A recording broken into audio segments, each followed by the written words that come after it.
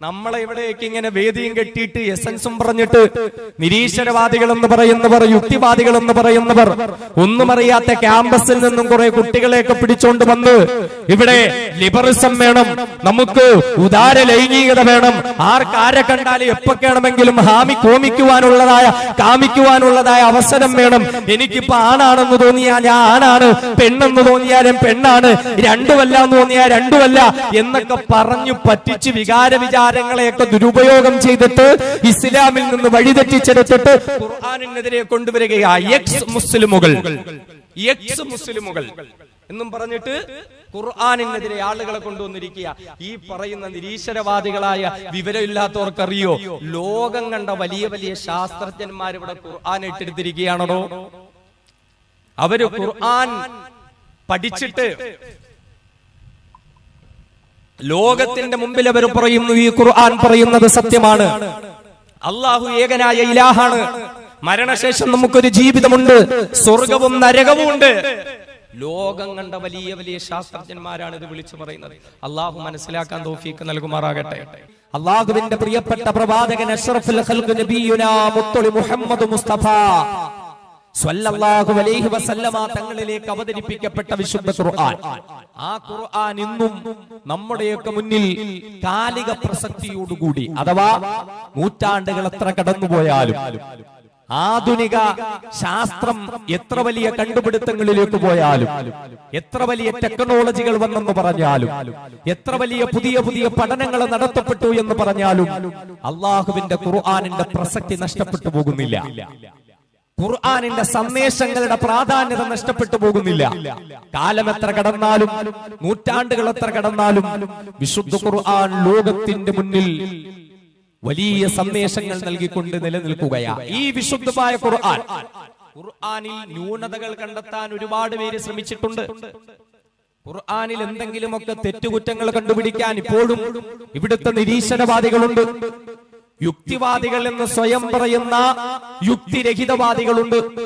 അവരൊക്കെയും ശ്രമിക്കുന്നുണ്ട് വിശുദ്ധമായ ഖുർആനിൽ എന്തെങ്കിലും ന്യൂനതകൾ കണ്ടെത്താൻ, വിശുദ്ധ ഖുർആനിൽ എന്തെങ്കിലും കുറവുകൾ കണ്ടെത്താൻ. ഇവരെന്നല്ല, വലിയ വലിയ ബുദ്ധിജീവികൾ ഈ ലോകത്ത് ശ്രമിച്ചിട്ടുണ്ട്.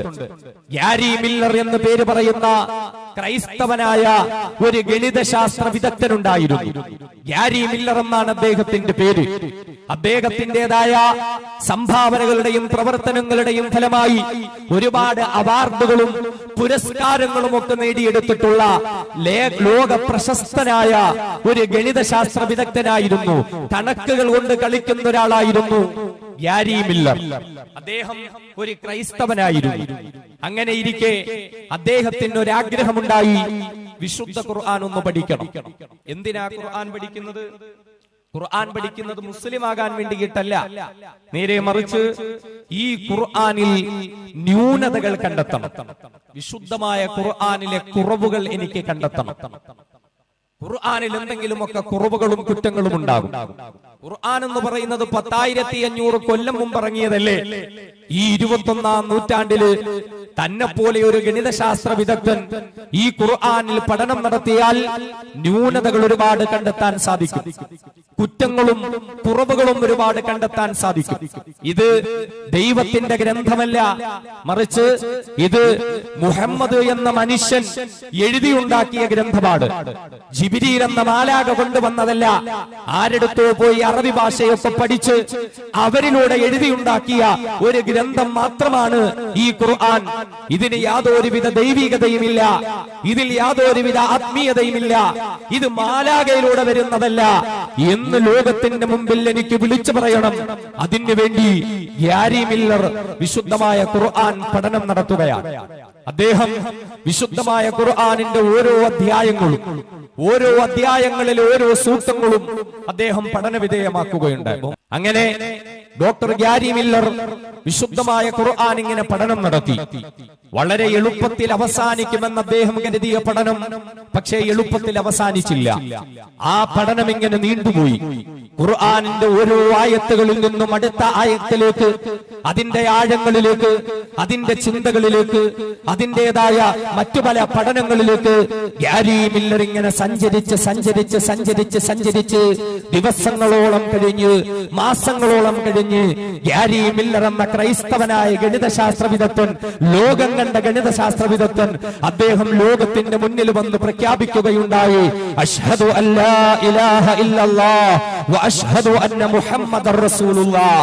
ഗ്യാരി മില്ലർ മുസ്ലിം ആവുകയാണ്. അന്നു മുതൽ അദ്ദേഹം ഗ്യാരി മില്ലർ അല്ല, അബ്ദുൽ അഹദ് ഉമർ എന്ന പേര് സ്വീകരിച്ചുകൊണ്ട്, ഏകനായ അള്ളാഹുവിന്റെ അടിമയായ ഉമർ എന്ന പേര് സ്വീകരിച്ചുകൊണ്ട് വിശുദ്ധ ഖുർആനിലൂടെ ഇസ്ലാമിലേക്ക് കടന്നു വന്ന ഉമർ റളിയല്ലാഹു അൻഹുവിന്റെ പേര് സ്വീകരിച്ചുകൊണ്ട് ഗ്യാരി മില്ലർ മുസ്ലിം ആവുകയാണ്. നാം ഒന്ന് നോക്കണം, ഖുർആനിലെ കുറ്റങ്ങൾ കണ്ടുപിടിക്കാൻ, ഖുർആനിലെ കുറവുകൾ കണ്ടുപിടിക്കാൻ, അല്ലാഹുവിന്റെ വിശുദ്ധമായ ഖുർആനിന്റെ ന്യൂനതകൾ കണ്ടുപിടിക്കാൻ വേണ്ടിയിട്ട് മാസങ്ങളോളം വിശുദ്ധമായ ഖുർആനിൽ പഠനം നടത്തിയ ഗ്യാരി മില്ലർ എന്ന ലോകം കണ്ട ഗണിതശാസ്ത്ര വിദഗ്ധനായ മനുഷ്യനാ. പക്ഷേ അദ്ദേഹം മുസ്ലിം ആവുകയാ. എന്താണ് കാര്യമെന്ന് അദ്ദേഹത്തോട് അന്വേഷിക്കുമ്പോൾ അദ്ദേഹം പറയുന്നു, ഞാൻ വിശുദ്ധമായ ഖുർആനിനെ പഠനം നടത്തുകയാ. എന്റെ മനസ്സിലെ ചിന്ത എന്താ? പഠനം നടത്തിയിട്ട് ലോകത്തിന്റെ മുമ്പിൽ എനിക്ക് വിളിച്ചു പറയണം, ഈ ഖുർആൻ ദൈവിക ഗ്രന്ഥമല്ല, ഈ ഖുർആൻ മുഹമ്മദിന്റെ ഗ്രന്ഥമാ, മുഹമ്മദ് തന്നെ എഴുതി തീർത്ത ഗ്രന്ഥമാ, മുഹമ്മദിന്റെ വചനങ്ങൾ മാത്രമാ എന്നെനിക്ക് ലോകത്തിന്റെ മുന്നിൽ പ്രഖ്യാപിക്കുവാൻ വേണ്ടിയിട്ട വിശുദ്ധമായ ഖുർആനിന് ഞാൻ പഠനം നടത്തിയത്. അങ്ങനെ ഞാൻ ഖുർആനിൽ പഠനം നടത്തുകയുണ്ടായി. വിശുദ്ധമായ ഖുർആനില് മുഹമ്മദിന്റെ പേര് എത്ര തവണ വന്നിട്ടുണ്ടെന്ന് പഠനം നടത്തുകയുണ്ടായി. കാരണം സ്വന്തമായി മുഹമ്മദ് മുസ്തഫ സ്വല്ലല്ലാഹു അലൈഹി വസല്ലമ തങ്ങൾ എഴുതിയ ഗ്രന്ഥമാണെങ്കിൽ താൻ പ്രവാചകനാണ്, അല്ലാഹുവിന്റെ പ്രവാചകനാണ്, തനിക്ക് ലോകത്തിന്റെ മുന്നിൽ സ്ഥാനമുണ്ട്, താൻ ഈ ലോകത്തിന്റെ നായകനാണ്, താൻ ഈ ലോകത്തിന്റെ നേതാവാണ്, താൻ പറയുന്നതെല്ലാവരും അനുസരിച്ചാൽ സ്വർഗമുണ്ട് എന്ന് വാദിക്കുന്ന ഒരു വ്യക്തിയാണെങ്കിൽ തന്റെ വാദഗതികളെ സത്യമാക്കാൻ വേണ്ടിയിട്ട് വിശുദ്ധമായ ഖുർആനിൽ എത്രയോ ഭാഗങ്ങളിൽ തന്റെ പേരിങ്ങനെ പറഞ്ഞു പറഞ്ഞു പ്രകീർത്തിക്കേണ്ടെന്ന് ആവശ്യമുണ്ട്. അങ്ങനെ ഞാൻ ഖുർആൻ പഠിച്ചു നോക്കി, മുഹമ്മദ് എന്ന നാമം എത്ര തവണയാ ഖുർആനിലുള്ളത്. പക്ഷേ ഞാൻ അത്ഭുതപ്പെട്ടു പോയി. ഞാൻ ദൈവമായി അംഗീകരിക്കുന്ന ഒരു ക്രൈസ്തവനായ നാം ദൈവമായി അംഗീകരിക്കുന്ന ഈസാ നബി ഉണ്ടല്ലോ, യേശുദേവനുണ്ടല്ലോ, ആ ഈസാ നബി അലൈഹി സ്വലാത്തു വസ്സലാമിന്റെ പേര് അല്ലാഹുവിന്റെ വിശുദ്ധമായ ഖുർആനിൽ എത്രയോ എത്രയോ ഭാഗങ്ങളിൽ വന്നിരിക്കുകയാ. മൂസാ നബി അലൈഹി സ്വലാത്തു വസ്സലാമിന്റെ പേര് ഖുർആനിൽ എത്രയോ ഭാഗങ്ങളിൽ വന്നിരിക്കുകയാ. ഇബ്രാഹിം നബി അലൈഹി സ്വലാത്തു വസ്സലാമിന്റെ പേര്, സുലൈമാൻ നബി അലൈഹി സ്വലാത്തു വസ്സലാമിന്റെ പേര്, നൂഹ് നബി അലൈഹി സ്വലാത്തു വസ്സലാമിന്റെ പേര്, ഹൂദ് നബി അലൈഹി സ്വലാത്തു വസ്സലാമിന്റെ പേര്, ലൂത്ത് നബി അലൈഹി സ്വലാത്തു വസ്സലാമിന്റെ പേര്, ഇങ്ങനെ പല പ്രവാചകന്മാരുടെയും പേരുകൾ എത്രയോ തവണ അധികമായി അല്ലാഹുവിന്റെ വിശുദ്ധമായ ഖുർആനിൽ കൊണ്ടുവന്നിരിക്കുന്നു. എന്നാലോ മുഹമ്മദ് മുസ്തഫ സ്വല്ലല്ലാഹു അലൈഹി വസല്ലമ തങ്ങളുടെ പേര് വെറും വിരലിനെണ്ണാവുന്ന 4 സ്ഥലങ്ങളിൽ മാത്രമാ ഞാൻ കണ്ടിട്ടുള്ളത്. അതിലപ്പുറം മുഹമ്മദ് എന്ന നാമം ഖുർആനിലില്ലല്ലോ. അങ്ങനെ സ്വന്തമായി എഴുതിയ ഗ്രന്ഥമാണെങ്കിൽ, സ്വന്തമായി കൊണ്ടുവന്ന വാചകങ്ങളാണെങ്കിൽ എത്രയോ എത്രയോ തവണ തന്റെ പേരതിൽ ആവർത്തിച്ച് കൊണ്ടുവന്നു തന്റെ പ്രവാചകത്വം സ്ഥിരപ്പെടുത്തിയെടുക്കേണ്ടതാ. പക്ഷേ അങ്ങനെ ഒരു ശ്രമം എനിക്ക് കാണാൻ പറ്റിയില്ല. വെറും 4 സന്ദർഭങ്ങളിൽ മാത്രമാ മുഹമ്മദ് എന്ന പേരെനിക്ക് കാണാൻ പറ്റിയത്. എന്റെ ആ ശ്രമവും പരാജയപ്പെട്ടു പോയി. രണ്ടാമത് വീണ്ടും ഞാൻ അന്വേഷണം നടത്തി. മുഹമ്മദുമായി ബന്ധപ്പെട്ടവരുടെ പേരുകൾ എത്ര തവണ വന്നിട്ടുണ്ട്?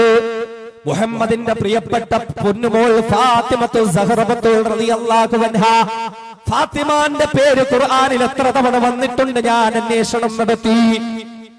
മുഹമ്മദിന്റെ പ്രിയപ്പെട്ട സഹധർമ്മിണിമാരുണ്ടല്ലോ, ഖദീജ റളിയല്ലാഹു അൻഹയുടെ പേര്, ആയിഷ റളിയല്ലാഹു അൻഹയുടെ പേര് വിശുദ്ധ ഖുർആനിൽ എത്ര തവണ വന്നിട്ടുണ്ട് ഞാനും പഠനം നടത്തി. മുഹമ്മദ് മുസ്തഫാന്റെ പ്രിയപ്പെട്ട ഉമ്മയായ ആമിന ബീവിയുടെ പേര് എത്ര തവണ വന്നിട്ടുണ്ട് ഞാൻ അന്വേഷണം നടത്തി നോക്കി. മുഹമ്മദ് മുസ്തഫാന്റെ വളർത്തുമ്മയായ ഹലീമത്തു സഅദിയ റളിയല്ലാഹു അൻഹയുടെ പേര് എത്ര തവണ ഖുർആനിൽ വന്നിട്ടുണ്ട് ഞാൻ അന്വേഷണം നടത്തി. എന്നാൽ അപ്പോഴും ഞാൻ അത്ഭുതപ്പെട്ടു പോയി.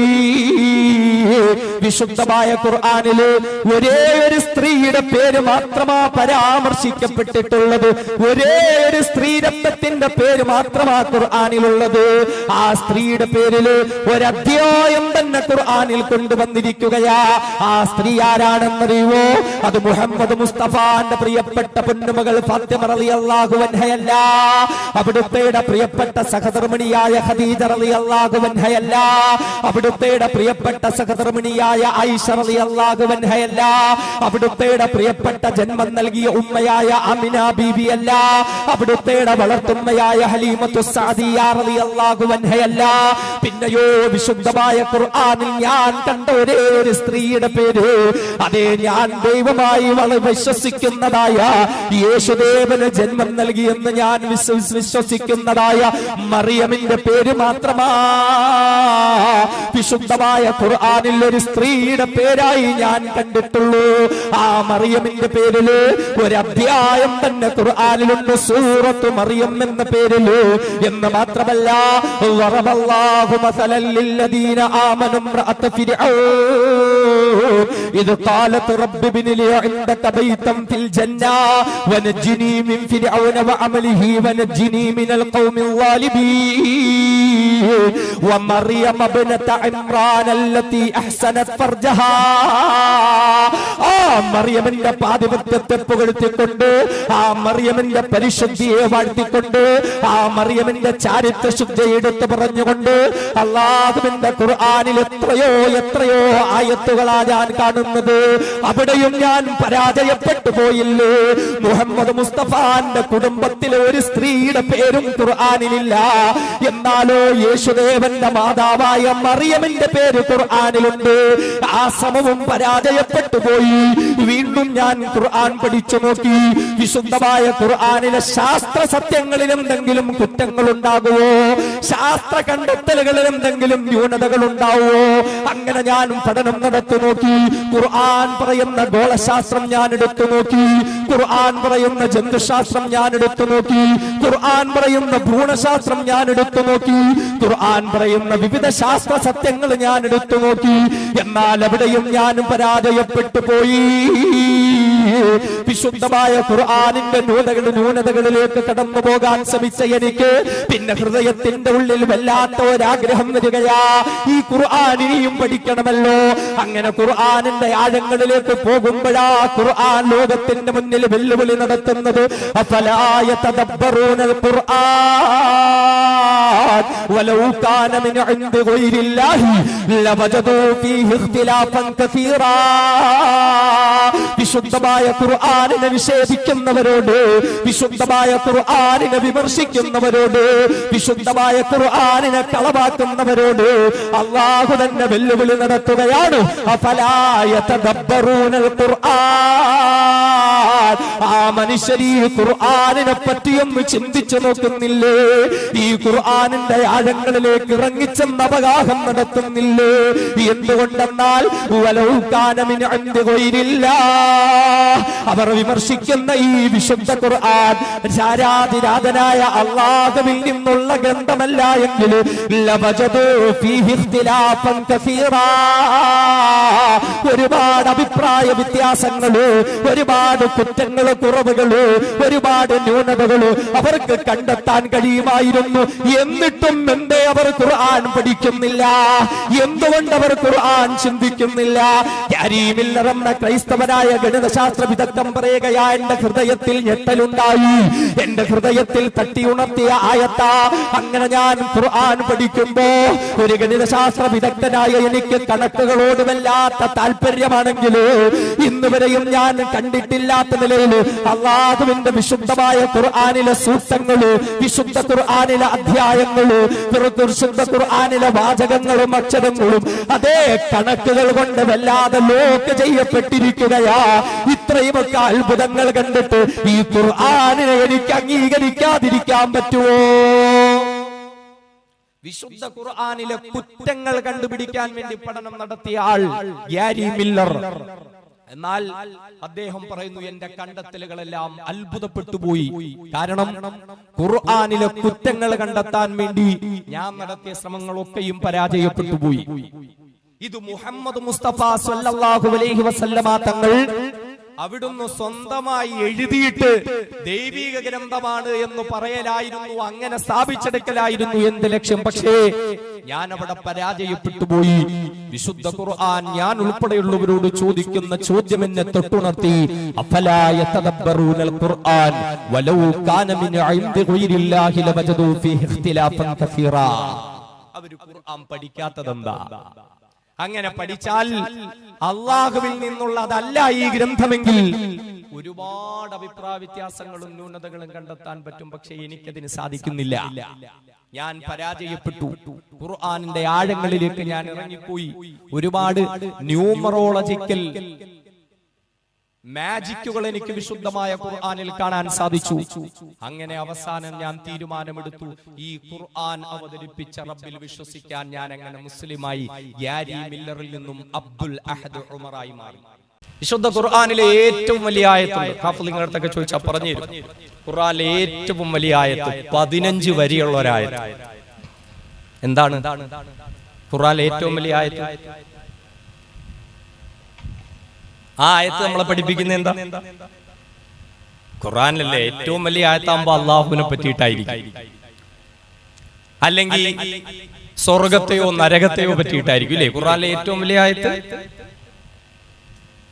അള്ളാഹുവിന്റെ ഖുർആനിലെ ഏറ്റവും വലിയ ആയത്ത് നമ്മെ അക്കൗണ്ടൻസി പഠിപ്പിക്കുക, എക്കണോമിക്സ് പഠിപ്പിക്കുക, ക്രെഡിറ്റും ഡെബിറ്റും ഒക്കെ എങ്ങനെ രേഖപ്പെടുത്തണമെന്ന് പഠിപ്പിക്കുക.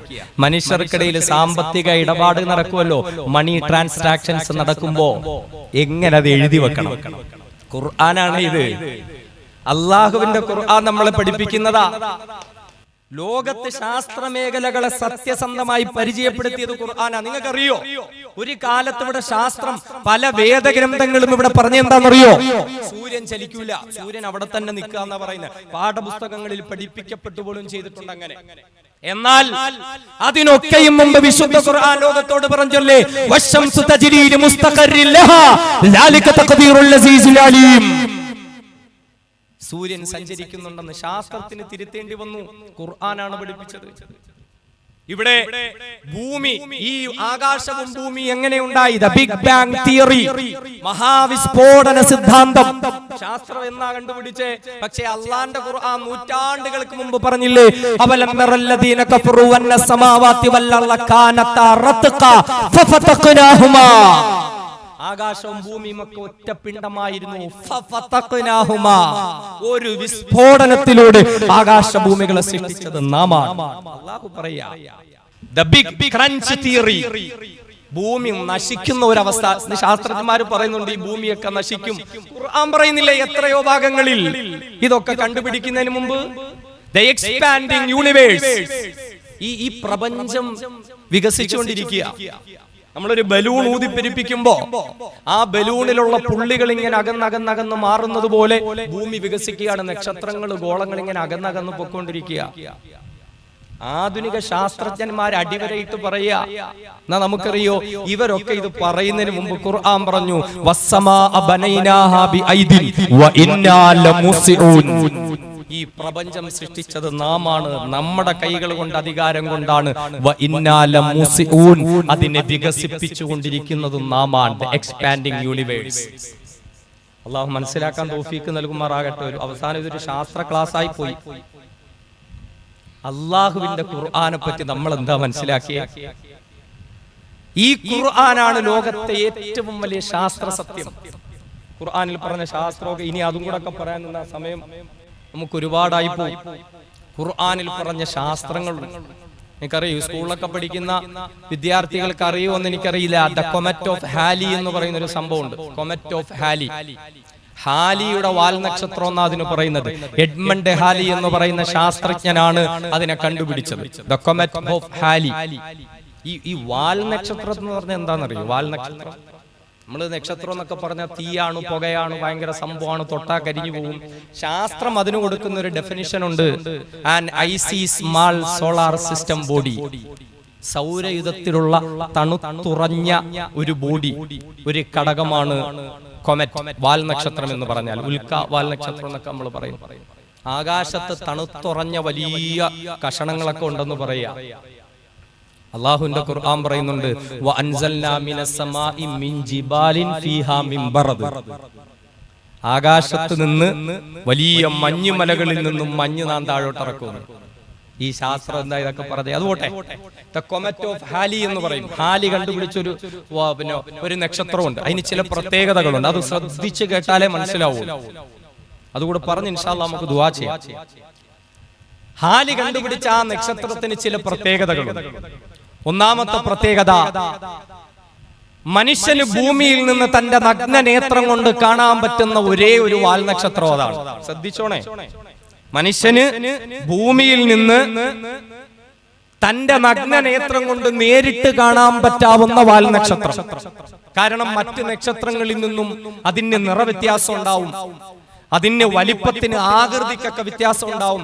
ഏകദേശം 1986 അവസാനമായി അതിനെ കണ്ടത്. ഒരു പുരുഷായുസിൽ ഒരുപക്ഷെ 2 തവണ കാണാൻ പറ്റുന്ന ഒരു നക്ഷത്രവും അതേ ഉള്ളൂ. കാരണം സാധാരണ ഈ നക്ഷത്രമൊക്കെ കണ്ടാൽ പിന്നെ ഇത് ചുറ്റി സഞ്ചരിച്ച് വരണമെങ്കിൽ 10,100,000 കൊല്ലമാവും, കാണാൻ പറ്റൂല. പക്ഷേ ഈ നക്ഷത്രത്തിന്റെ പ്രത്യേകത, നഗ്നനേത്രം കൊണ്ട് കാണാൻ പറ്റും. അതിന്റെ ആകൃതി, മറ്റ് നക്ഷത്രങ്ങൾക്കിടയിലുള്ള വലിപ്പം, ഇതൊക്കെ വെച്ചിട്ട്. രണ്ടാമത്തെ പ്രത്യേകത, ഈ നക്ഷത്രത്തെ നാം എവിടെയാണോ കണ്ടത് അവിടെ തന്നെ ഇത് അസ്തമിക്കുകയും അപ്രത്യക്ഷമാവുകയും ചെയ്യും. അപ്പോ എല്ലാ നക്ഷത്രങ്ങൾക്കിടയിൽ നമുക്കതിനെ പ്രത്യേകിച്ച് കാണാൻ പറ്റും. അതുപോലെ തന്നെ എവിടെ കണ്ടോ അവിടെ തന്നെ ഇത് അപ്രത്യക്ഷമായി പോകും. മൂന്നാമത്തേത്, ഈ നക്ഷത്രം ഒരിക്കൽ പ്രത്യക്ഷമായാൽ പിന്നെ 76 കൊല്ലം കഴിഞ്ഞിട്ടാണ് ഇത് രണ്ടാമത് വരുന്നത്. 986 വന്നു. ഇനി ഏകദേശം 2060 മറ്റോ ഒക്കെയാണ് ഈ നക്ഷത്രത്തെ ഇനി കാണാൻ പറ്റുന്നത്. അങ്ങനെയാണ് എന്റെ ഓർമ്മ. അപ്പൊ ഈ 3 പ്രത്യേകതകൾ ഇത് ശ്രദ്ധിച്ചോണം. എല്ലാ നക്ഷത്രങ്ങൾക്കിടയിലും പ്രത്യേകിച്ച് നിറം കൊണ്ട്, വലിപ്പം കൊണ്ട്, ആകൃതി കൊണ്ട് തിരിച്ചറിയാൻ പറ്റുന്ന നക്ഷത്രം, അത് വന്നാൽ നമുക്ക് പ്രത്യേകിച്ച് കാണാൻ പറ്റും ആകാശത്തിൽ. രണ്ടാമത്തേത്, നമ്മൾ കാണുന്നിടത്ത് തന്നെ അസ്തമിക്കുകയും അപ്രത്യക്ഷമാവുകയും ചെയ്യുന്ന നക്ഷത്രം. മൂന്നാമത്തേത്, 76 വർഷത്തിൽ ഒരിക്കൽ പ്രത്യക്ഷമാകുന്നു. ഈ 3 കാര്യങ്ങൾ, എത്രയോ വലിയ കണ്ടുപിടുത്തമാണ് എഡ്മണ്ട് ഹാലി എന്ന് പറയുന്ന ആ ശാസ്ത്രജ്ഞൻ നടത്തിയിട്ടുള്ളത്. എന്നാൽ എന്റെ സഹോദരങ്ങളെ, അതിനേക്കാളുമൊക്കെ എത്രയോ കൊല്ലം മുമ്പ് അള്ളാഹുവിന്റെ ഖുർആൻ ഇത് പറഞ്ഞു തരിക. അത്ഭുതം തോന്നുന്നുണ്ടോ? ഈ കൊമറ്റ് ഓഫ് ഹാലി എന്ന് പേരിട്ടിരിക്കുന്ന ഈ നക്ഷത്രം എല്ലാ നക്ഷത്രങ്ങൾക്കിടയിലും പ്രത്യേകം തിരിച്ചറിയാൻ പറ്റുന്ന നിറവും വലിപ്പവും ആകൃതിയുമുള്ള നക്ഷത്രം, എവിടെ കണ്ടോ അവിടെ തന്നെ അപ്രത്യക്ഷമായി പോകുന്ന നക്ഷത്രം, 76 വർഷത്തിൽ ഒരിക്കൽ കടന്നു വരുന്ന നക്ഷത്രം. വിശുദ്ധ ഖുർആൻ വള്ളി പുള്ളി തെറ്റാതെ അള്ളാഹുവിന്റെ ഖുർആനിൽ പറയുന്നുണ്ട്. മഹാനായ ഇബ്രാഹിം നബി അലൈഹിസ്സലാത്തു വസ്സലാമിന്റെ ചരിത്രം അല്ലാഹു തആല ഖുർആനിൽ സൂറത്തുൽ അൻആമിൽ പറയുകയാ, വകദാലിക നുരി ഇബ്രാഹിം മലകൂത സമാവാതി വൽ അർള്. മഹാനായ ഇബ്രാഹിം നബി അലൈഹിസ്സലാത്തു വസ്സലാമിനെ ആകാശ ഭൂമികളിലുള്ള ചില രഹസ്യങ്ങൾ അല്ലാഹു കാണിച്ചു കൊടുക്കുകയാ. ഇബ്രാഹിം നബിയുടെ വിശ്വാസം ദൃഢമാകുന്നതിന് വേണ്ടിയിട്ട് ആകാശ ഭൂമികളെ ചില അത്ഭുതങ്ങൾ അല്ലാഹു തആല കാണിച്ചു കൊടുക്കുകയാ. ഇബ്രാഹിം നബി പ്രകൃതിയെ നിരീക്ഷിച്ചുകൊണ്ട് തന്റെ റബ്ബിനെ കണ്ടെത്തുന്ന ഒരു രംഗം വിശുദ്ധമായ ഖുർആൻ പറയുന്നുണ്ട്. അത് മുഴുവനും വിശദീകരിക്കൽ നമ്മുടെ ലക്ഷ്യമല്ല. എന്നാൽ കൂട്ടത്തിൽ വിശുദ്ധമായ ഖുർആൻ പറയുകയാ, ഫലമ്മാ ജന്ന അലൈഹിൽ ലൈല റആ കൗകബാ ഖാല ഹാദാ റബ്ബി ഫലമ്മാ അഫല ഖാല ലാ ഉഹിബ്ബുൽ ആഫിലീൻ. മഹാനായ ഇബ്രാഹിം നബി അലൈഹിസ്സലാത്തു വസ്സലാം പാതിരാത്രിയുടെ നിശബ്ദതയിൽ വന്ന് രാത്രിയുടെ നിശബ്ദതയിൽ വന്ന് പ്രകൃതിയെ നിരീക്ഷിക്കുകയാ, തന്റെ റബ്ബിനെ കണ്ടെത്താൻ വേണ്ടി ശ്രമിക്കുകയാ. ആ സമയത്താ ഫലമ്മാ ജന്ന അലൈഹിൽ ലൈലു, അങ്ങനെ രാത്രി വന്ന് മൂടുന്ന സമയത്ത് റആ കൗകബാ, ആകാശത്ത് ഇബ്രാഹിം നബി അലൈഹിസ്സലാത്തു വസ്സലാം ഒരു നക്ഷത്രത്തെ കാണുകയാ. ഖുർആൻ പറഞ്ഞത് റആ കൗകബാ, ഒരു നക്ഷത്രത്തെ കണ്ടു എന്ന. രാത്രിയിൽ ആകാശത്തിലേക്ക് നമ്മൾ നോക്കിയാൽ എത്രയോ പതിനായിരക്കണക്കിന് ലക്ഷക്കണക്കിന് നക്ഷത്രങ്ങളാ. ആ ഒരു നക്ഷത്രത്തെ മാത്രം ഇബ്രാഹിം നബി ശ്രദ്ധിച്ചത് എന്തുകൊണ്ടാ? എഡ്മണ്ട് ഹാലി എന്ന ശാസ്ത്രജ്ഞന് ഒരു നക്ഷത്രത്തെ മാത്രം ശ്രദ്ധിച്ചത് അതിന്റെ വലിപ്പ വ്യത്യാസം കൊണ്ട്, അതിന്റെ നിറവ്യത്യാസം കൊണ്ട്, അതിന്റെ ആകൃതിയുടെ വ്യത്യാസം കൊണ്ടാണെങ്കിൽ മഹാനായ ഇബ്രാഹിം നബി അലൈഹിസ്സലാം അതിന് നൂറ്റാണ്ടുകൾക്ക് മുമ്പ് അതേ നക്ഷത്രത്തെ കാണുകയാ. റആ കൗകബാ, ആ ഒരു നക്ഷത്രത്തെ ഇബ്രാഹിം നബി കാണുകയാ. കണ്ടു എന്ന് മാത്രമല്ല, തന്റെ ജനങ്ങളെയെല്ലാം വിളിച്ച് കാണിച്ചു കൊടുക്കുകയാ. ഒരു പ്രത്യേകതയും ഇല്ലെങ്കിൽ പിന്നെ അതിന്റെ ആവശ്യമുണ്ട്. എല്ലാ ജനങ്ങളും അത്ഭുതത്തോടുകൂടി നോക്കി നിന്ന നക്ഷത്രങ്ങൾക്കിടയിൽ വലിപ്പ വ്യത്യാസമുള്ള, നക്ഷത്രങ്ങൾക്കിടയിൽ നിറവ്യത്യാസമുള്ള, നക്ഷത്രങ്ങൾക്കിടയിൽ ആകൃതി വ്യത്യാസമുള്ള ഒരു നക്ഷത്രമാ റആ കൗകബാ. ആ ഒരു നക്ഷത്രത്തെ ഇബ്രാഹിം നബി കാണുകയാ. ഇബ്രാഹിം ജനങ്ങൾക്ക് അല്ലാഹുവിനെ പരിചയപ്പെടുത്തി കൊടുക്കുന്നതിന്റെ ഭാഗമായി ആ നക്ഷത്രത്തെ നിരീക്ഷിച്ച് പഠനം നടത്തുമ്പോൾ ഖുർആൻ തൊട്ടെടുത്ത് പറയുന്നു ഫലമ്മാ അഫലാ. അതേ എഡ്മണ്ട് ഹാല് കണ്ടുപിടിച്ച വാൽ നക്ഷത്രത്തിന്റെ രണ്ടാമത്തെ പ്രത്യേകത എന്താ? എവിടെയാണോ കണ്ടത് അവിടെ തന്നെ അത് ഡിസപ്പിയർ ആവുക എന്നുള്ളതാ. എവിടെ കണ്ടോ അവിടെ തന്നെ അപ്രത്യക്ഷമാവുക എന്നുള്ളതാ. ഖുർആൻ പറയുന്നു ഫലമ്മാ അഫലാ. ഇബ്രാഹിം നബിയും തന്റെ ജനങ്ങളും ആ നക്ഷത്രത്തെ നിരീക്ഷിച്ചു കൊണ്ടിരിക്കുമ്പോ ആ നക്ഷത്രം അപ്രത്യക്ഷമാവുകയാ, ആ നക്ഷത്രം അസ്തമിച്ചു പോവുകയാ. എത്ര കൃത്യമായിട്ടാ ഖുർആൻ പറയുന്നത്. എഡ്മണ്ട് ഹാല് കണ്ടുപിടിച്ച നക്ഷത്രമാണെന്ന് വെറുതെ പറയുന്നതല്ലല്ലോ. എല്ലാ നക്ഷത്രങ്ങൾക്കും ഇടയിൽ തിരിച്ചറിയാൻ പറ്റുന്നതാണ്. എല്ലാ നക്ഷത്രങ്ങളുടെ ഇടയിലും അസ്തമിച്ചു പോകുന്ന നക്ഷത്രമാണ്. ഇനി മൂന്നാമത്തെ പ്രത്യേകത എന്താ? 76 വർഷത്തിൽ ഒരിക്കൽ മാത്രമാണത് പ്രത്യക്ഷപ്പെടുന്നതെങ്കിൽ എന്റെ പ്രിയപ്പെട്ട സഹോദരങ്ങളെ, വീട്ടിലേക്ക് പോയിട്ട് അല്ലാഹുവിന്റെ വിശുദ്ധ ഖുർആൻ എടുക്കുക. ഇല്ലെങ്കിൽ നിങ്ങളുടെ കയ്യിൽ മൊബൈൽ ഉണ്ടല്ലോ, ആ മൊബൈലിലുണ്ടല്ലോ വിശുദ്ധമായ ഖുർആൻ. ആ ഖുർആനിൽ സൂറത്തുൽ അൻആം നിങ്ങളൊന്ന് എടുക്കുവോ? എന്നിട്ട് ആ സൂറത്തുൽ അൻആമിൽ 76ാമത്തെ ആയത്തൊന്ന് എടുക്കുമോ? ആ 76ാമത്തെ ആയത്തിലാ ഇബ്രാഹിം നബി കണ്ട നക്ഷത്രത്തെ പറ്റി അല്ലാഹു പറയുന്നത്. 76 വർഷത്തിലൊരിക്കൽ പ്രത്യക്ഷപ്പെടുന്ന നക്ഷത്രത്തെ 76ാമത്തെ ആയത്തിൽ കൊണ്ടുവന്ന അല്ലാഹ് 75ാമത്തതിലും പോയില്ല, 77ാമത്തതിലും പോയില്ല. കൃത്യമായി 76 വർഷത്തിലൊരിക്കൽ പ്രത്യക്ഷപ്പെടുന്ന നക്ഷത്രത്തെ ആ 76ാമത്തെ ആയത്തിൽ കൊണ്ടുവന്ന അല്ലാഹ്. അൽഹംദുലില്ലാഹ് അൽഹംദുലില്ലാഹ് അൽഹംദുലില്ലാഹില്ലദീ അൻസല അലാ അബ്ദിഹിൽ കിതാബ വലം യജ്അൽ ലഹു ഇവജാ. തന്റെ പ്രിയപ്പെട്ട ദാസനായ മുഹമ്മദ് മുസ്തഫ തങ്ങളുടെ മേലിൽ യാതൊരുവിധ ന്യൂനതകളുമില്ലാത്ത ഖുർആൻ ഇറക്കിയ റബ്ബേ, അൽഹംദുലില്ലാഹ്, നിനക്കാണ് സർവസ്തുതികളും റബ്ബേ. എത്ര സ്പഷ്ടമായിട്ടാണ് ഖുർആൻ പറഞ്ഞേ. എല്ലാ നക്ഷത്രങ്ങളുടെയും ഇടയിൽ റആ കൗകബ, ആ നക്ഷത്രത്തെ മാത്രം ഇബ്രാഹിം നബി കാണുകയും ശ്രദ്ധിക്കുകയും വേണമെങ്കിൽ അതിന് വലിപ്പ വ്യത്യാസം, നിറവ്യത്യാസം, ആകൃതി വ്യത്യാസം ഉണ്ടാകണം. എഡ്മണ്ട് ഹാലി ആ നക്ഷത്രം കണ്ടെത്താ അതുകൊണ്ടാ. ഇബ്രാഹിം നബിയും ആ നക്ഷത്രം കണ്ടത് അതുകൊണ്ടാ. രണ്ടാമത്തത് ഹാല് പറയുന്നു കണ്ടോണ്ടിരിക്കുമ്പോ അതങ്ങ് അസ്തമിച്ചു പോകും. ഖുർആൻ പറയുന്നു ഫലമ്മാ ഫല, നോക്കിക്കൊണ്ടിരുന്നപ്പോ അതങ്ങ് അപ്രത്യക്ഷമായി. 76 വർഷത്തിൽ ഒരിക്കലാ വരുന്നതെന്ന് ഹാലി പറയുന്നു. ഖുർആൻ ഈ നക്ഷത്രത്തെ പറ്റി പറഞ്ഞ ആയത്ത് 76-ാമത്തെ ആയത്ത്. അള്ളാഹുവിന്റെ ഖുർആൻ പറയുന്ന ശാസ്ത്രം അള്ളാഹു മനസ്സിലാക്കാൻ തൗഫീഖ് നൽകട്ടെ. ലോകം കണ്ട ശാസ്ത്രജ്ഞന്മാർ, കീത്ത് മൂറിനെ പോലെയുള്ള ശാസ്ത്രജ്ഞന്മാർ ശാസ്ത്രത്തിന്റെ വളർച്ചയിൽ ഖുർആനിന്റെ പങ്ക് എന്ത് എന്ന് ലോകത്തിന്റെ മുമ്പിൽ പറയുന്നുണ്ട്. കീത്ത് മൂറിനെ പോലെയുള്ള ശാസ്ത്രജ്ഞന്മാർ. മൗറിസ് ബുഖായി എന്ന് പറയുന്ന ഒരു ശാസ്ത്രജ്ഞനുണ്ട്, നിസാര ആളൊന്നുമല്ല. അദ്ദേഹത്തിന്റെ പുസ്തകങ്ങള്, അദ്ദേഹത്തിന്റെ ഗവേഷണങ്ങള്, അദ്ദേഹത്തിന്റെ കണ്ടുപിടുത്തങ്ങളൊക്കെ ലോകത്തിന്റെ മുമ്പിൽ വലിയ ചർച്ചയാ. നമുക്കറിയോ, ഏകദേശം 1800-കളുടെ അവസാനത്തിൽ ചെങ്കടലിന്റെ അടിയിൽ നിന്നും ഫറോവയുടെ ശവശരീരം കിട്ടി. ആ ഫറോവയുടെ ശവശരീരം ഈജിപ്തിൽ സൂക്ഷിച്ചിരിക്കുന്നു. അവിടുത്തെ ലോകത്തെ ഏറ്റവും വലിയ മ്യൂസിയത്തിന്റെ ഉള്ളിൽ സൂക്ഷിച്ചിരിക്കുന്നു. എന്നാ നിങ്ങൾക്കറിയോ, ലോക ചരിത്രത്തിൽ ഒരേ ഒരു തവണ ആ മ്യൂസിയത്തിൽ നിന്നും ആ ശരീരം ഫ്രാൻസിലേക്ക് കൊണ്ടുപോയിട്ടുണ്ട്. ആ ശരീരം ഒരേ ഒരു തവണ മാത്രമേ പുറത്തു കൊണ്ടുപോയിട്ടുള്ളൂ. പിന്നെ തിരിച്ച് അതേപോലെ കൊണ്ടുവന്നു. ആർക്കു വേണ്ടിയിട്ടാ? മൗറിസ് ബുഖായി എന്ന ശാസ്ത്രജ്ഞന് വേണ്ടിയിട്ട്.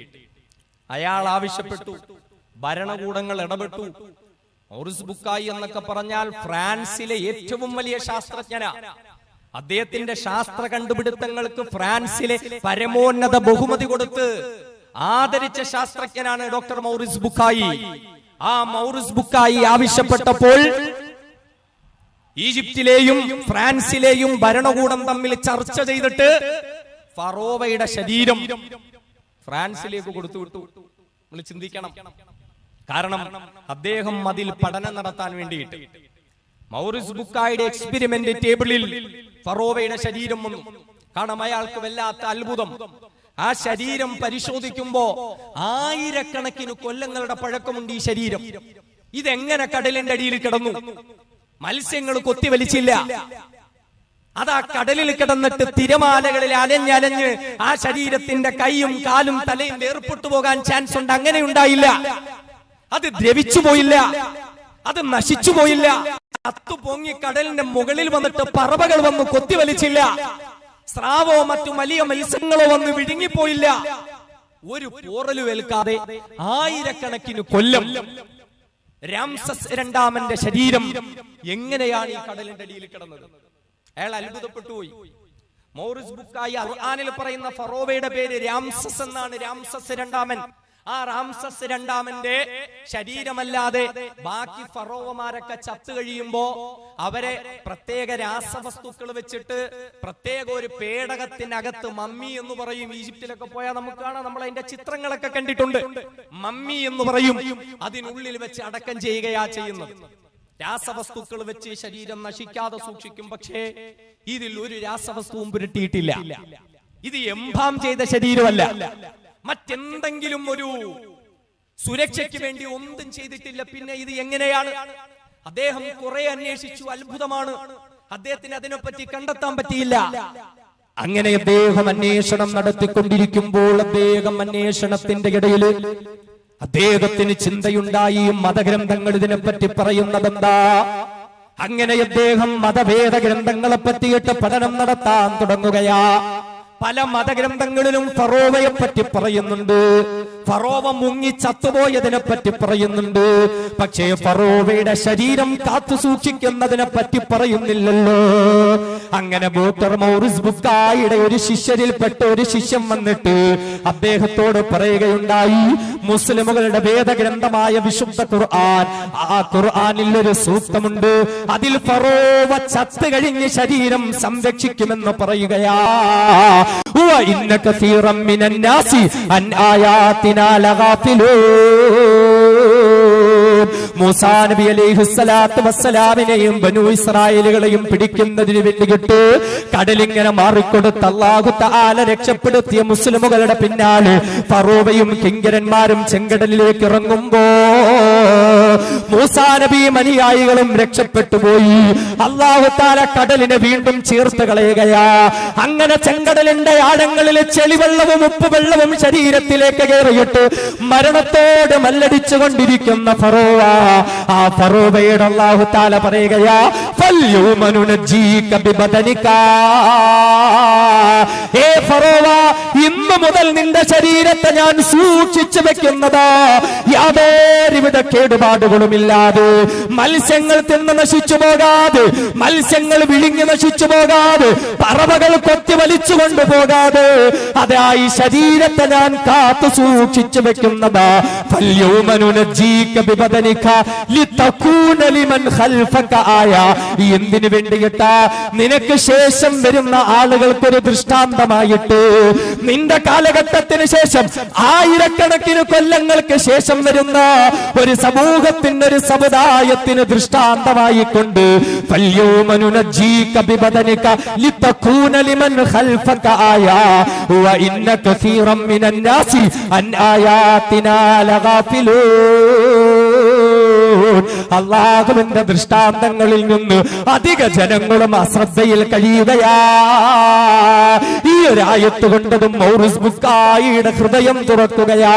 എത്ര സുന്ദരമായിട്ടാ ഖുർആൻ പറയുന്നത്, എത്ര സ്പഷ്ടമായിട്ടാ ഖുർആൻ പറയുന്നത്. ഒരു കേടുപാടുമില്ലാതെ ഈ ശരീരം സൂക്ഷിക്കുമെന്ന്, പിൽക്കാലത്തുള്ള ജനങ്ങൾക്ക് വേണ്ടി ദൃഷ്ടാന്തമായി അതിനെ നൽകുമെന്ന് മൗറൂസ് ബുക്കായി ഏറ്റെടുക്കുന്ന വിശുദ്ധ ഖുർആൻ. അങ്ങനെ അദ്ദേഹം ഇസ്ലാമിന്റെ തീരത്തേക്ക് കടന്നു വരികയാ. ഡോക്ടർ മൗറൂസ് ബുക്കായി മുസ്ലിമായി. അദ്ദേഹം പിന്നെ ഗ്രന്ഥം എഴുതി. വിശുദ്ധ ഖുർആനും ശാസ്ത്രവും എന്ന പേരിൽ ലോക പ്രശസ്ത ഗ്രന്ഥങ്ങളും പ്രബന്ധങ്ങളും അദ്ദേഹം അവതരിപ്പിച്ചു. നമ്മളിപ്പോഴും ഈ ഖുർആൻ ഒരു പഴഞ്ചൻ സാധനം, മുസ്ലിയാക്കന്മാർക്ക് ഓതാനുള്ള, റമളാനിൽ മാത്രം ഓതാനുള്ള ഒരു സാധനം. വലിയ വലിയ ശാസ്ത്രജ്ഞന്മാരെടുത്ത് അവരുടെ മുമ്പിൽ വെച്ച് തുറന്ന് ഖുർആൻ ആയത്തുകൾ കണ്ട് കണ്ണീരൊഴുക്കി പൊട്ടിക്കരഞ്ഞുകൊണ്ടിരിക്കുന്നു. അള്ളാഹുവിന്റെ വിശുദ്ധ ഖുർആൻ നിസ്സാരമാണെന്ന് നമ്മൾ കരുതിയോ? നിസ്സാരമാണെന്ന് നമ്മൾ വിചാരിച്ചോ? തീർന്നിട്ടില്ല സഹോദരങ്ങളെ. ഇങ്ങനെ എണ്ണി എണ്ണി പറയാൻ നിന്നാൽ തായ്ലൻഡിലെ തേജാസൻ എന്ന് പറയുന്ന ഒരു ഡോക്ടറുണ്ട്. The anatomy of human body, മനുഷ്യ ശരീര ഘടനകളെ പറ്റിയിട്ട് പഠനം നടത്തുന്ന മനുഷ്യനാണ് അദ്ദേഹം. അദ്ദേഹം ഇങ്ങനെ പഠനം നടത്തിക്കൊണ്ടിരിക്കുമ്പോ ആദ്യകാലത്തൊക്കെ മനുഷ്യ ശരീരത്തിന്റെ പഞ്ചേന്ദ്രിയങ്ങളില്ല, 4 ഇന്ദ്രിയങ്ങളേ ഉള്ളൂ.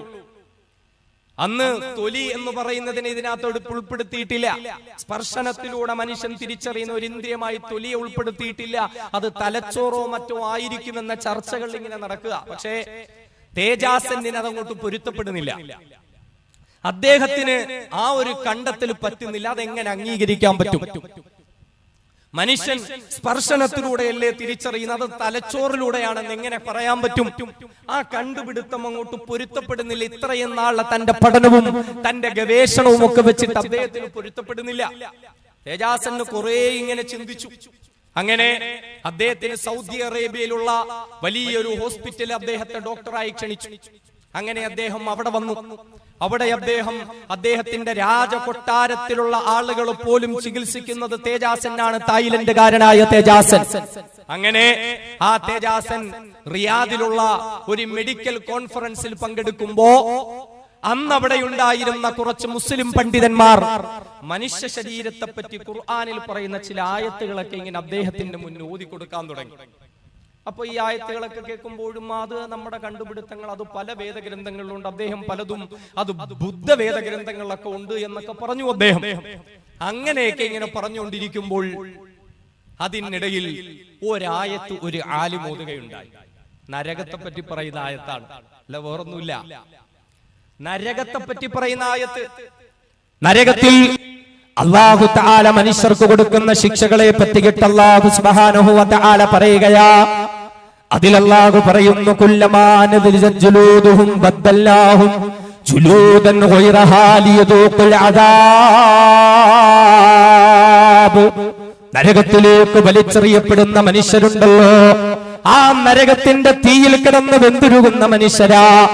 നരകത്തിൽ കിടന്നുകൊണ്ട് ശരീരത്തിന്റെ തൊലിയെല്ലാം വെന്തുരുകി കഴിയുമ്പോൾ അല്ലാഹു പറയുന്നു, കുല്ലമാൻ നളിജത് ജുലൂദുഹും, അവരുടെ ശരീരത്തിന്റെ തൊലി ഉരുകി മാറിക്കഴിഞ്ഞാൽ ബദ്ദൽനാഹും ജുലൂദൻ ഗൈറഹാ,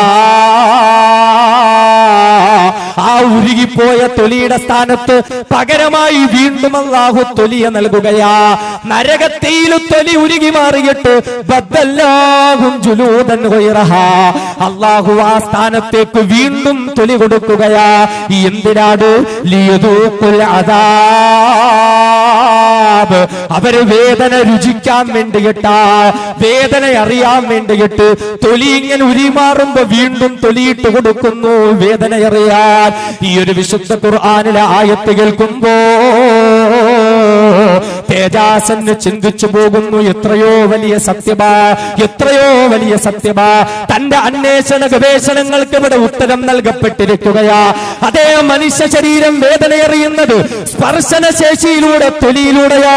മനുഷ്യ ശരീരത്തിലെ ഏറ്റവും വലിയ അവയവമായ തൊലിയിലൂടെയാണ്, ചർമ്മത്തിലൂടെയാണ് മനുഷ്യൻ വേദനയറിയുന്നത്, സുഖമറിയുന്നത്, തണുപ്പറിയുന്നത്, ചൂടറിയുന്നതെന്ത് ലോകത്തിന് മുമ്പിൽ തേജാസന് വിളിച്ചു പറയുന്നു. അതോടൊപ്പം അള്ളാഹുവിന്റെ വിശുദ്ധമായ ഖുർആനിനെയും ഏറ്റെടുക്കുകയാ. തേജാസന് മുസ്ലിമായി.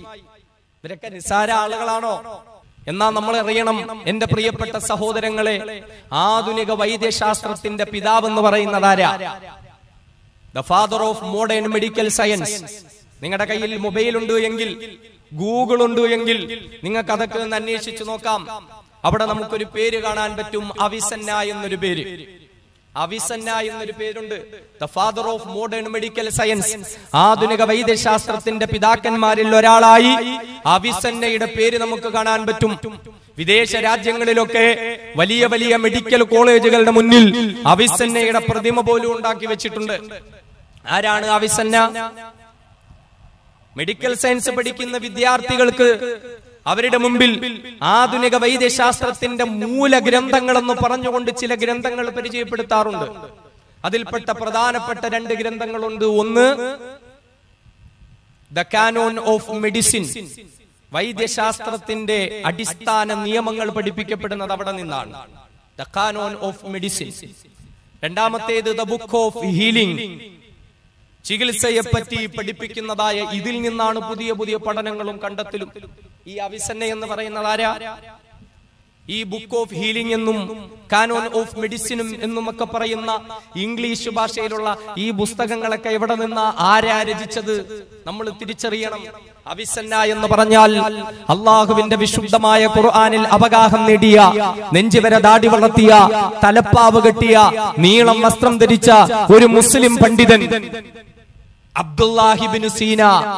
അബ്ദുല്ലാഹ് ഇബ്നു സീന, ആ ഇബ്നു സീന എന്ന മുസൽമാനെയാണ് അമേരിക്കക്കാരൻ അവിസന്നയാക്കി മാറ്റിയത്. ഇബ്നു സീനയെ അവിസന്നയാക്കി മാറ്റി. The book of healing English ഭാഷയിലേക്ക് മൊഴിമാറ്റപ്പെട്ട പുസ്തകം. അതിന്റെ അടിസ്ഥാന മൂലഗ്രന്ഥം അറബി ഭാഷയിലാണ്. ആ ഗ്രന്ഥം രചിക്കപ്പെട്ടത് അറബിയിലാണ്. കിതാബുശ്ശിഫ, കിതാബുശ്ശിഫ. ആ കിതാബുശ്ശിഫയിനെയാണ് ദ ബുക്ക് ഓഫ് ഹീലിംഗ് ആക്കി മാറ്റിയത്. ദ കാനോൻ ഓഫ് മെഡിസിൻ, അൽ ഖാനൂനു ഫി തിബ്ബ്, വൈദ്യശാസ്ത്രത്തിന്റെ അടിസ്ഥാന നിയമങ്ങൾ.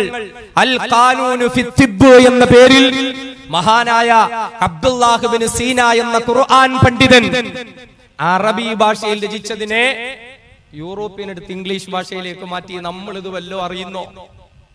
നമ്മളിത് വല്ലോ തിരിച്ചറിയുന്നോ? മെഡിക്കൽ സയൻസിന് പോകുന്ന നമ്മുടെ മക്കൾക്ക് ഖുർആനുമായിട്ട് വല്ല ബന്ധമുണ്ടോ? നിസ്കാരം തന്നെ ഉണ്ടോ? 5 നേരം കൃത്യമായി നിസ്കരിച്ച, സുന്നത്ത് നിസ്കാരങ്ങൾ പോലും ഒഴിവാക്കാതിരുന്ന, വിശുദ്ധ ഖുർആനുമായി അങ്ങേയറ്റം ബന്ധം പുലർത്തിയ ആളുകളാണ് ഇവർ ഈ പഠിക്കുന്ന പുസ്തകങ്ങളുടെ മൂലഗ്രന്ഥം രചിച്ചത്. പക്ഷേ ഇന്നിത് പഠിക്കുന്ന നമ്മുടെ മക്കൾക്ക് ദീനുമായിട്ടൊരു ബന്ധവുമില്ല.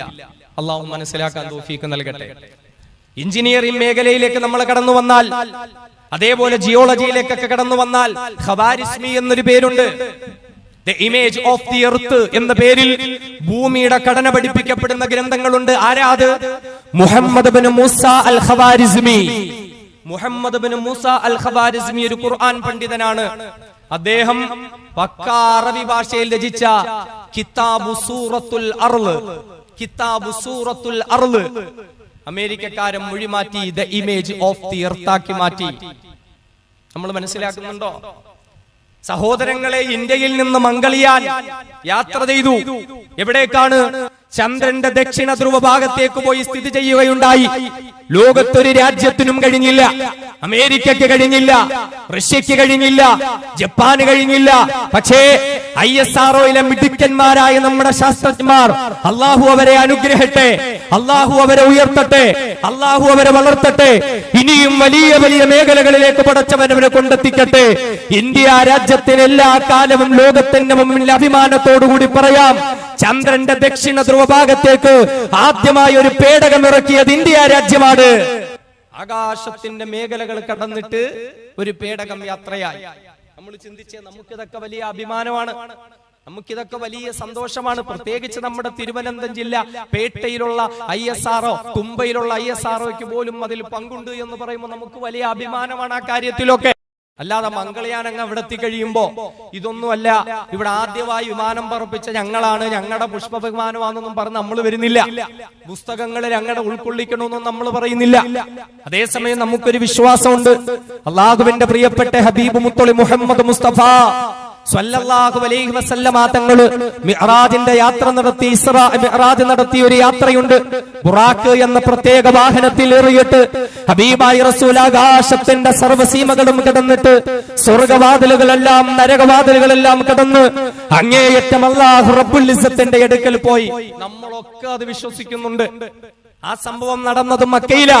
പക്ഷേ മക്കയിൽ ഒരു സ്കൂളിൽ പോലും ലോകത്താദ്യമായി വിമാനയാത്ര നടത്തിയത്, റോക്കറ്റ് നടത്തിയത് റസൂലുള്ളാഹി എന്ന് പഠിപ്പിക്കുന്നില്ല. നമ്മൾ അംഗീകരിക്കുന്നു ഇവിടുത്തെ ശാസ്ത്രത്തിന്റെ കണ്ടെത്തലുകൾ. അള്ളാഹുവിന്റെ ഖുർആൻ പറയുന്നില്ലേ, നിങ്ങൾക്ക് കഴിയുമെങ്കിൽ നിങ്ങൾ പൊക്കോളിൻ, ആകാശത്തിന്റേതായ ഭൂമിയുടേതായ സീമകൾ കടന്നുകൊണ്ട് പോകാൻ പറ്റുമെങ്കിൽ നിങ്ങൾ പൊക്കോളിൻ. പക്ഷേ അള്ളാഹു സഹായിച്ചിട്ടല്ലാതെ നിങ്ങൾക്ക് പറ്റൂല. അല്ലേ?